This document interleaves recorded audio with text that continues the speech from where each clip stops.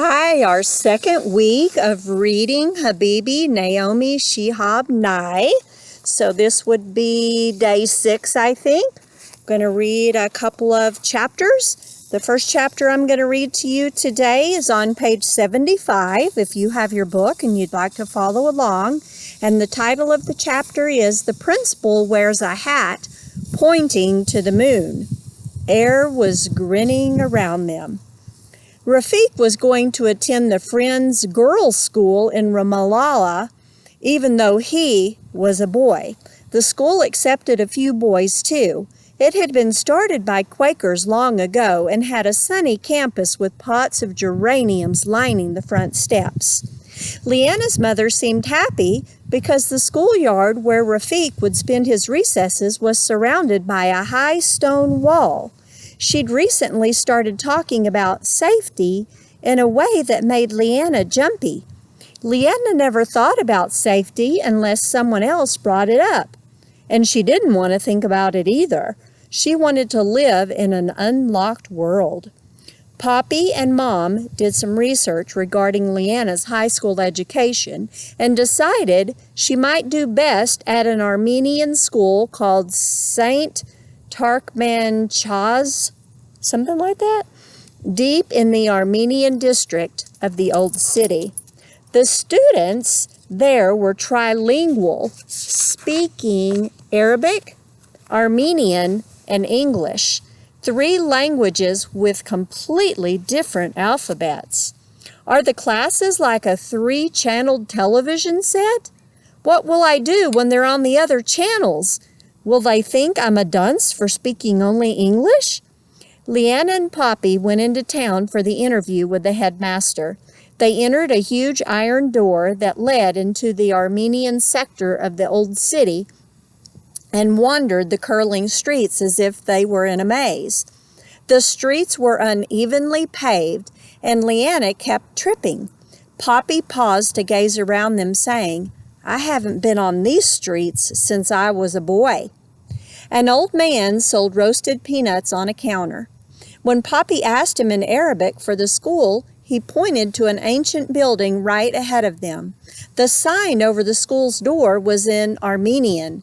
They could only read 1929. Ooh, can you imagine that, not being able to read the name of our school? Walking in, that would be kind of scary. Inside the main office sat a priest in a long burgundy robe, wearing a giant pointed hat or crown. Leanna wasn't sure what you would call the burgundy triangle sitting straight up on top of his head. Headgear? She tried not to stare at it. He rose to shake hands, then waved them to sit on 2 rickety wooden chairs, speaking to Leanna in a careful, formal voice. "Do you know much about Armenians?" "I know they have a long and troubled history, like everyone else over here," Leanna said, equally carefully. "I know there was a terrible massacre of Armenian people, but I couldn't say the exact year. I'm sorry it happened. And you know that's why many in our community came to live in exile so far from our original homeland." She nodded. She was afraid he might ask her to say the Armenian alphabet or something, which she certainly didn't know. A fan spun and a water cooler clicked. All the books on his shelf were in Armenian. Then something wonderful occurred to Leanne. "I love William Sharoran." "Who?" When she said the great Armenian-American writer who lived and wrote in California, he said, oh yes. When Leanna was in 7th grade, her class had a story by Sharoran in their textbook. She looked up more of his works at the library and read The Pomegranate Trees out loud to Poppy. They laughed so hard, Poppy couldn't catch his breath.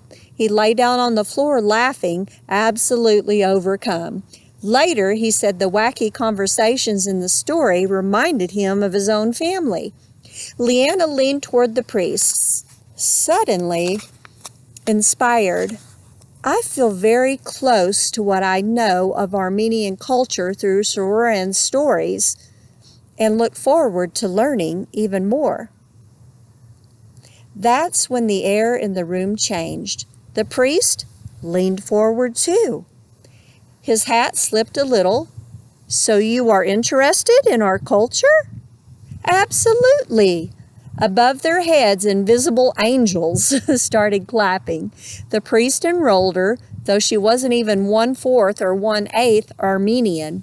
He said she would be the only outsider, a term that made her father flinch. Poppy spoke heartily. Let's believe together in a world where no one is inside or outside, yes? The priest didn't answer, but Leanna felt proud of Poppy for saying it.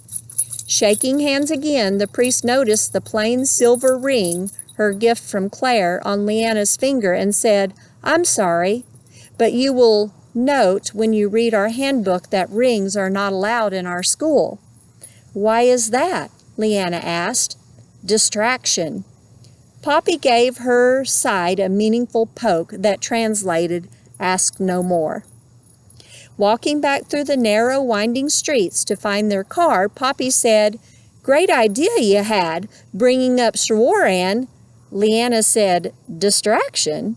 If I were wearing a giant cosmic cone on my head, would I have room to talk? Well, that's the truth, right? Huh. That's interesting. Can you imagine that not being able to wear jewelry or anything in school if you're a girl? I don't know. What would that do with the hoods, guys? All right, here comes our next chapter. It's called Very, Very Distant Relatives. Genetics means we have the same little bow ties in our blood. The beginning of school felt awkward for Leanna. She told her parents she didn't want to make any judgments till a month had passed.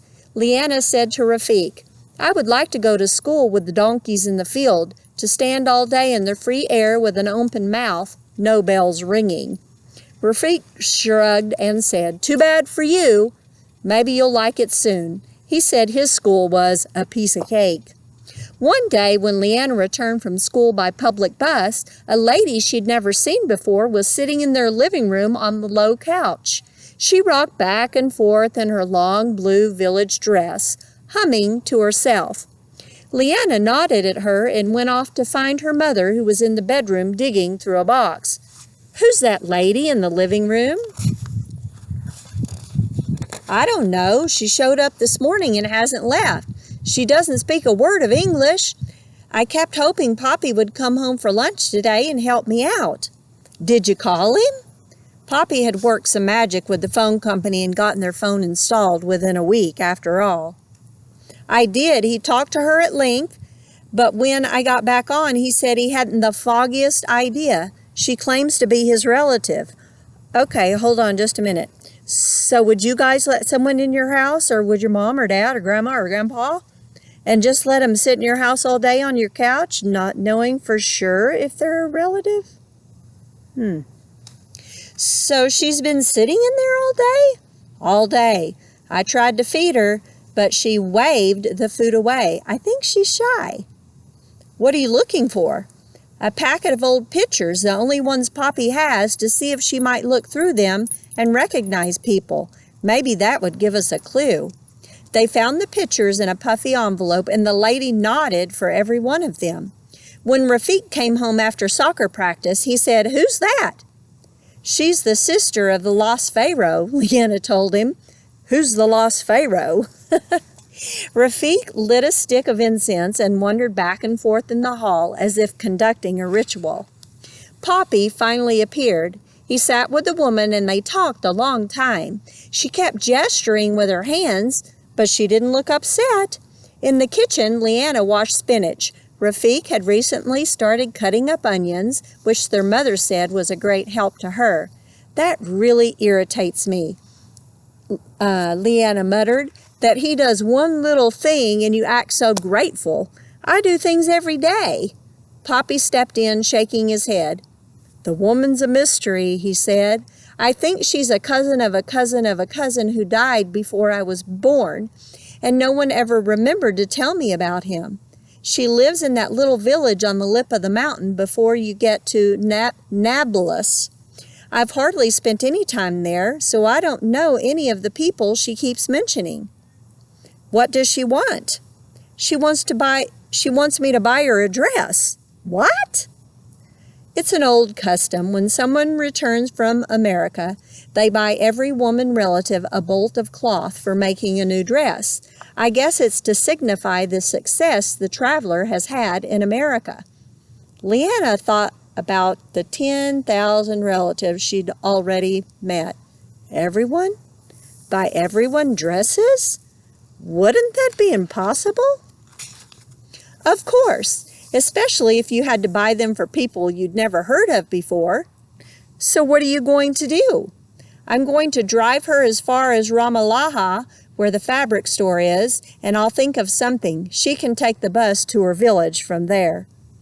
They were breathing the rich scent of grilled onions and keeping dinner warm in the oven by the time he returned. "Well?" they all spoke at once. He grinned. "I took her to the fabric store, all right. I told her to go ahead and get out. She thought I was going to park the car and come back and pick out a huge piece of red velvet for her. But instead, I drove around the block and came straight home." Rafik said, "You dumped her?" Poppy shrugged. "The old customs have to be changed somehow, you know, little by little. I told her I thought it was a stupid custom while we were still sitting here, but she was relentless. So, as easily as she appeared in our house, I disappeared. She'll get over it." "Won't she be mad at you?" "Have I ever seen her before? Do I live my life being scared of the anger of people I don't even know? I am related to Hassan, who is related to Hani, who is related to Ni'amah, who is related to Fatwa, who is related to the glass of water, who is related to the River Jordan, who is related to John the Baptist. Come on." That's pretty funny too. All right, whoa, here's a short chapter. One page is called "Remember Me." "I'm the snip of red thread caught on a twig." Maybe the hardest thing about moving overseas was being in a place where no one but your own family had any memory of you. It was like putting yourself back together with little pieces. At home in St. Louis, even the man at the grocery store remembered the day a very young Leanna poked a ripe peach too hard and her finger went inside it. She shrieked, and the neighborhood ladies buying vegetables laughed. Forever after, when she came into his store, the grocer would say, "Be careful with my plums. Don't get too close to my melons." It was a little thing, of course, but it helped her be somebody. In Jerusalem, she was just a blur going by in the streets, the half-American with the Arab eyes and the navy blue Armenian school uniform. Who? That is kind of sad, isn't it? Past and present rolled into one. That's our next chapter. Water came from the earth and stories sprang from the stones. City kept Leanna's bed in the village ready. The pillow puffed. She pointed out each time the Abouds arrived for their regular weekend visit. But Leanna turned her face away. Why was it such a big deal?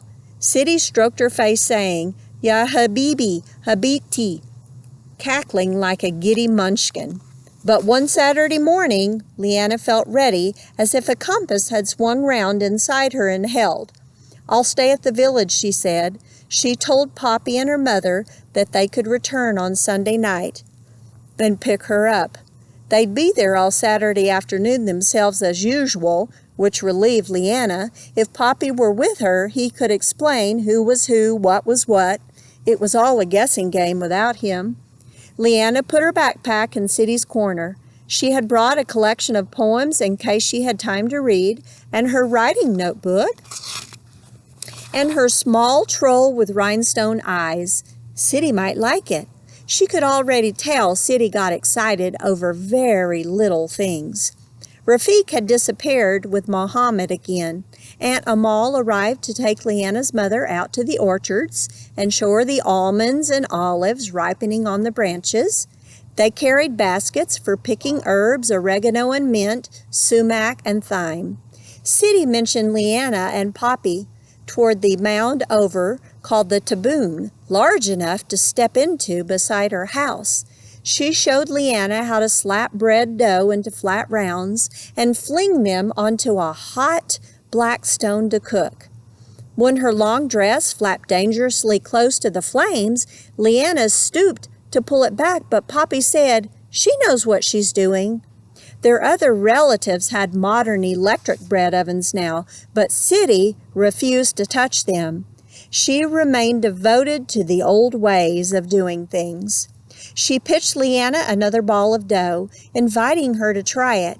Leanna copied her motions, kneading, slapping, and swinging the dough high in the air as she'd seen pizza makers do in Italian restaurants back home. City's loaves were perfectly round, but Leanna's bread looked like Australia. City helped her shape and re-roll. By the time the hot breads were placed on a white cotton towel on the table to cool, Poppy had fallen asleep on top of City's bed like a boy. City leaned over him for a minute, as if she were examining her baby closely. Then she whispered to Leanna and gestured that they should leave him alone. Leanna was thinking, "So much for my translator." But it turned out she didn't need him so badly after all. City lifted a tall clay jug onto her head and motioned Leanna to hike with her down the dirt road. They charged off into the breeze. City kept glancing at Leanna's face as if to check on her. Was she happy? Did she like this? City waved her arm at the expansive view across the valleys and hills. She blew a kiss to the air, which helped Leanna take a deeper breath herself. Leanna could skip if she wanted to. She could twirl in a circle with her arms out to feel dizzy. No one watched them or acted formal. Leanna felt as invisible and as happy as she used to feel coasting on her bike. They passed the telephone operator's house, and he waved at them through the open door. He had a switchboard in front of him with wires and holes, just like the switchboards in old American movies. They passed a few lone houses sitting off by themselves under gnarled trees. They passed a cemetery, and City turned her face away. Leanna noticed there were no words on any of the gravestones. That's unusual. Or it would be for us. I wonder how they know who's buried where. Then they came to the spring where water gathered in the shining pool by the roadside. City filled her hand and she let Leanna drink from it. She'd never drunk from anybody else's hand before. The water tasted crisp. Then City filled the jug slowly from a pipe jutting out of a ledge. Poppy had said the women still preferred this fresh earth water to the water that came from faucets. City placed a thick cloth pad on her head and heaved the full jug back up there to carry back to the house.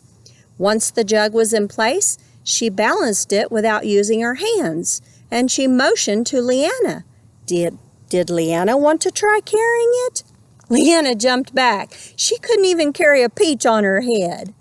After delivering the water home and snapping green beans into a big pot to steam with a cinnamon stick, City took Leanna to meet a neighbor who was stringing orange beads on nylon thread. The woman opened a cupboard to show Leanna dozens of lovely necklaces hanging on nails. She urged her to choose one. Leanna didn't wear necklaces herself, but selected a turquoise one strung with antique Palestinian coins. She could hide the necklace till her mother's birthday. The woman kept long song sparrows in small wicker cages and gave Leanna 2 fat olive soaps to take home to her mother, too. She hugged Leanna goodbye. Later, Leanna realized how many things they had all communicated without trading any words. Toward evening, when Rafiq had returned sweaty from playing with his cousins in the fields, and their mother had returned sunburned, happily stocked with a year's worth of herbs and some miniature embroideries to practice on, and Poppy had awakened from his second nap, they sat together on the floor cushions by City's bed, cracking almonds into a wooden bowl. Leanna leaned against City's shoulders so she could reach the bowl. City kept Poppy busy translating. She related her dreams as if they were news reports, staring into Leanna's face as Poppy spoke. The other night, I dreamed that a relative named Salim, who died long ago, came and asked me to accompany him to Mecca. I was so afraid. I wanted to go to Mecca, but not with somebody dead. I thought he would take me with him to the next world and make me die. But then, when I woke up, I saw that ugly cat sitting in my window, so I knew I was still alive. City popped 2 almonds into Rafiq's mouth when he laughed, and then she left the room to arrange the green beans and stuffed squash they were having for dinner on big trays. Poppy leaned toward his family and said, "You'll notice City's stories don't always hang together. She has no logical sense of cause and effect. Anyway, in this part of the world, the past and the present are often rolled into one." All the uncles were away at another village that day for a big meeting about land problems. The aunts had gone to Bethlehem to help a distant cousin prepare for her wedding. Leanna liked having fewer people around. Poppy said he was afraid to buy City a bus ticket for the pilgrimage to Mecca because he really did think she might die soon afterward. Why? City was back in the room by now, listening to them talk English and nodding her head. She said the squash would be cool enough to eat as soon as 2 birds crossed in the sky. Poppy didn't even blink, he just kept talking. Sometimes when a person looks forward to something for such a long time, it keeps them alive. Then, when they accomplish it, boom! He studied such subjects. He said that old people had been seeing in the hospital here were incredibly durable for their advanced ages. Lots of them were waiting for a true independent Palestine, too. They're not going to give up until we're this close. City collected the almond shells in her skirt and went outside. Leanna kept considering what Poppy had said about hopes being accomplished. Like you coming back to Jerusalem, Poppy? I hope not. At the last minute, Leanna begged Rafiq to spend the night in the village with her. He wouldn't care that he didn't have a toothbrush or change of clothes. Listen, she hissed, if I'm going to be out here pretending I understand what's going on, at least you could be with me. He agreed. He was really having fun here. The boys didn't do as much chores as the girls did, which irritated Leanna again. She felt like ordering them to go chop wood or mulch the trees. Their parents left them after the big, delicious dinner and 2 rounds of hot tea with mint and sugar. City said she could read their fortunes in the tea leaves in the sugary bottoms of their cups. The tea leaves had their own alphabets and conveyed messages once the tea was gone. Leanna felt so tired and chilly, she wished she could curl up like a mouse in a hole. The minute the sun went down, the temperature in the stone rooms plummeted. Rafiq and Leanna looked hard at one another as the sound of their parents' car disappeared down the mountain. They were sleeping in the same room with City, who took minutes to unroll her gigantic pouchy belt, which doubled as a pocket. She emptied it of coins, a few crumpled money bills, a giant key, some loose buttons, and a pink comb lining her treasures on a table. She wore her white pajamas under her clothes, so she wasn't shy at all to slip her dress off right in front of them. Leanna took her own pajamas into the bathroom to change. Wait, so the grandmother wears her pajamas under her clothes? I wonder if that's a custom or something. They slept on 3 skinny beds in a row, like in a dormitory. Sometimes Aunt Saba or Aunt Lena slept here too. City's bed had a big dent in the metal headboard. Poppy had asked her about it, and she said the Israeli soldiers did it one day when they were in a bad mood. City muttered to herself after the lights were out. What is she saying? Rafiq whispered. You think I know? Do you think she's praying? No, it sounds more like a conversation. With who?